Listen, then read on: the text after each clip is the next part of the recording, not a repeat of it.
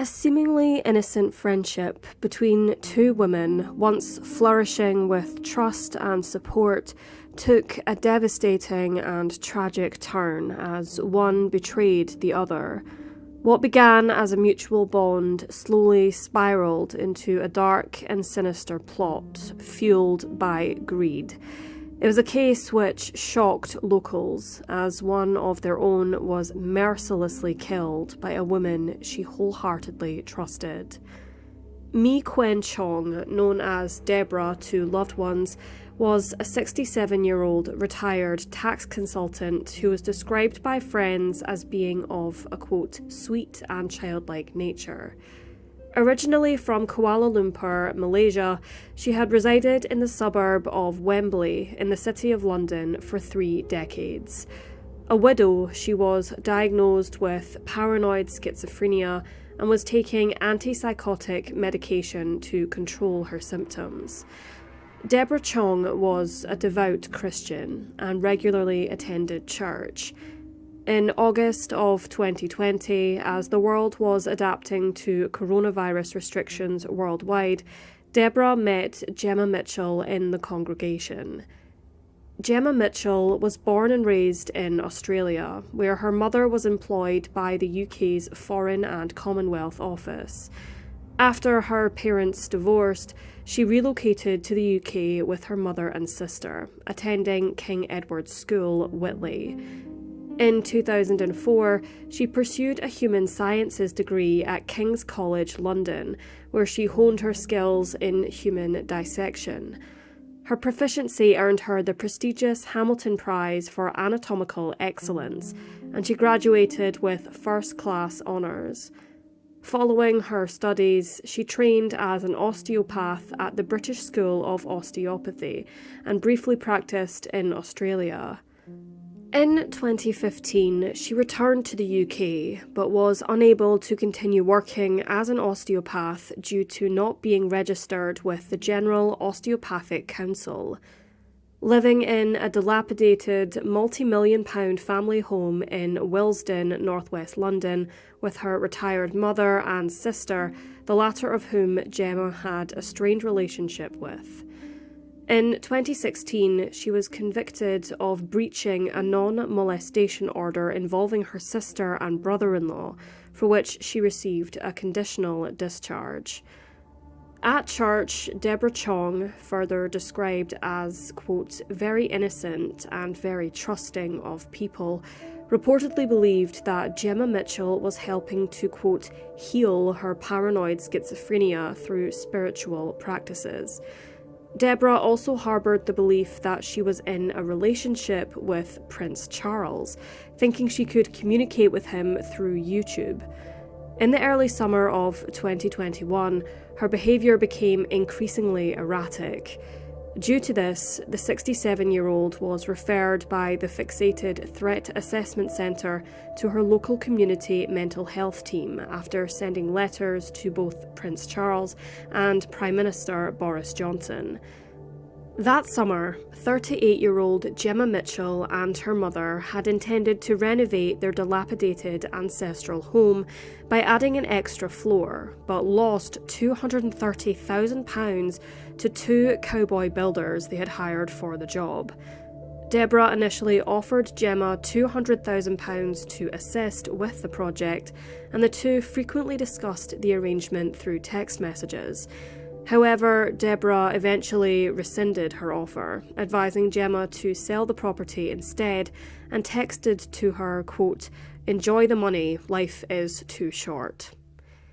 The 10th of June was the last time Deborah Chong was seen alive, and a concerned friend and lodger reported her as missing the following day. When police questioned Gemma about Deborah's disappearance, she claimed that she had gone to stay with family friends, quote, somewhere near the ocean, and mentioned that Deborah had been feeling, quote, depressed.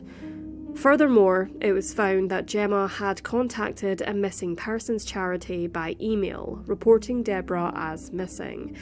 She also sent a WhatsApp message to Deborah's lodger, claiming that the 67-year-old had left to stay with her family for a year. With suspicions mounting around Gemma Mitchell, police began scouring for clues as to Deborah's whereabouts. On June 27th, over 200 miles away in Salcombe, a beach resort town in the south of Devon, holidaymakers made a chilling discovery. Deborah's decapitated body was discovered in the woods near Bennett Road. Police indicated that her remains had likely been in the woodland for several days before being found. 4 days later, a police search located the head approximately 10 metres or 33 feet from where the rest of the body was found. Searches of Deborah's Wembley home plus CCTV footage provided police with a significant breakthrough in the case. The footage showed Gemma leaving Deborah's property in Wembley, struggling to manoeuvre two large-wheeled suitcases on the morning of June 11th, 2021. It is believed that she killed Deborah during her visit, placing her body in the suitcase and fracturing Deborah's ribs in the process. Several hours later, Gemma left the property with the suitcase, having also stolen documents from Deborah's house. Along with papers taken from a recently deceased neighbour, Gemma later attempted to forge a will that would leave 95% of Deborah's £700,000 estate to her. Gemma kept the suitcase in the garden of the house she shared with her mother for another 2 weeks. After reactivating her deceased neighbour's mobile phone and using it to rent a car, she drove 200 miles to Salcombe in Devon on June 26th. There, she discarded the body along a woodland path near Bennett Road. Deborah's body was too severely decomposed to establish the cause of death, but the post-mortem examination did reveal that she had suffered a skull fracture. After the body was identified, Gemma Mitchell swiftly became a suspect when detectives interviewed people familiar with Deborah. She was arrested at her residence on July 6th, but chose not to respond to any of the questions posed by the authorities. On September 28th, Gemma Mitchell pleaded not guilty to the charges. The trial took place at the Old Bailey in October of 2022.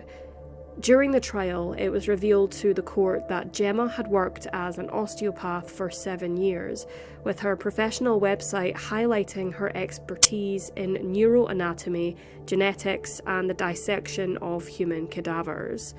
The court also learned that Deborah was murdered after she retracted her decision to invest in Gemma's house renovations. Jurors were presented with the CCTV footage showing Gemma Mitchell arriving at Deborah's house with a large blue suitcase shortly after 8 a.m. on June 11th, 2021, and leaving around 1:13 p.m. with the suitcase noticeably bulkier. A smaller bag, said to contain stolen documents, was also taken. The footage further showed Gemma walking through London with the bags for at least 2 hours before taking a taxi for the remainder of her trip home. That evening, she visited St Thomas's Hospital in central London with a broken finger, claiming it was injured when she accidentally shut it in a door.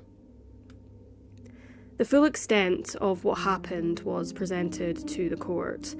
The court was informed that the Volvo Gemma hired to transport Deborah's body to Devon experienced a flat tyre during the trip, prompting her to stop at a co-op garage near Salcombe and request assistance.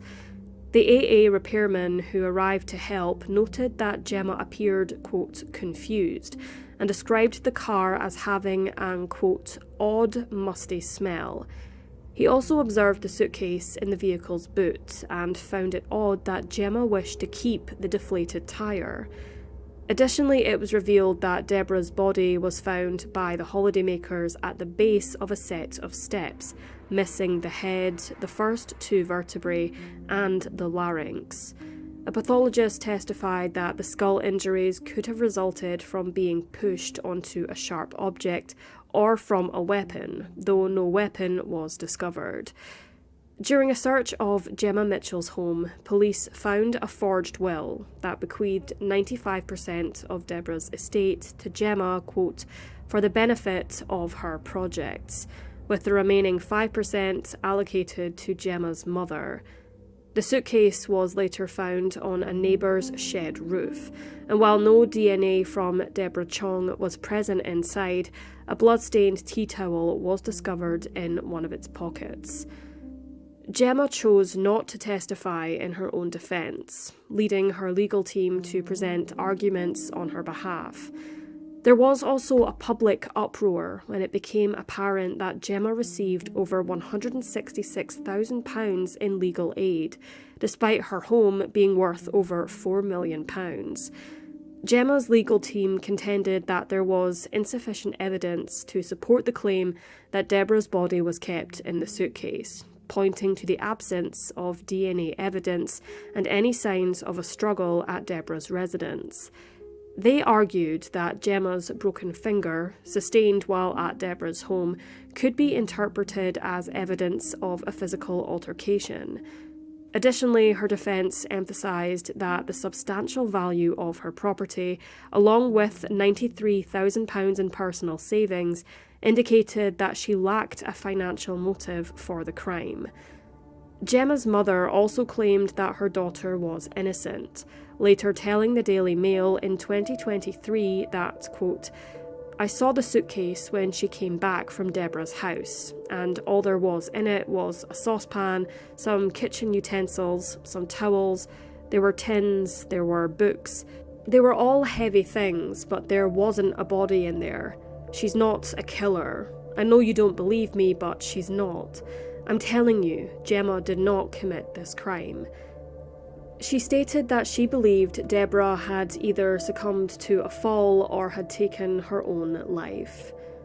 Detective Chief Inspector Jim Eastwood commented, quote, the motivation for Gemma Mitchell's actions was money, and she showed a significant degree of planning and calculation as she attempted to cover up her horrific actions. The cold facts of this case are shocking. Deborah Chong was a vulnerable lady. In the weeks before her murder, she was seeking help for her declining mental health.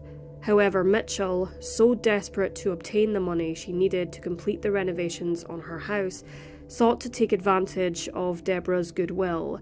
But when Deborah changed her mind, she callously murdered her and embarked upon an attempt to fraudulently obtain her estate. On October 21st, 2022, the jury was dismissed to deliberate on the case. After 7 hours of discussion, they reached a verdict, and on October 27th, they found Mitchell guilty of murder. Media coverage noted that Mitchell appeared subdued as the verdict was announced. It was later reported that the sentencing phase of her trial would be broadcast live, marking Gemma Mitchell as the first convicted murderer in England and Wales to be sentenced on live television, and making her the first woman in the UK to have her sentencing filmed. Gemma Mitchell was sentenced to a minimum of 34 years behind bars for the murder of 67-year-old Deborah Chong. Judge Richard Marks, KC, who passed the sentence, noticed that Gemma showed no remorse and said, quote, the enormity of your crime is profoundly shocking, even more so given your apparent religious devotion, as well as the fact that Deborah Chong was a good friend to you and had shown you good kindness. Detective Chief Inspector Jim Eastwood stated following the sentencing, quote, Mitchell has never accepted responsibility for Deborah's murder, so there are questions which remain unanswered. Why she kept her body for a fortnight, why she decapitated her, why she deposited her remains in Salcombe. What we do know is that these were evil acts carried out by an evil woman, and the only motive, clearly, was one of financial gain.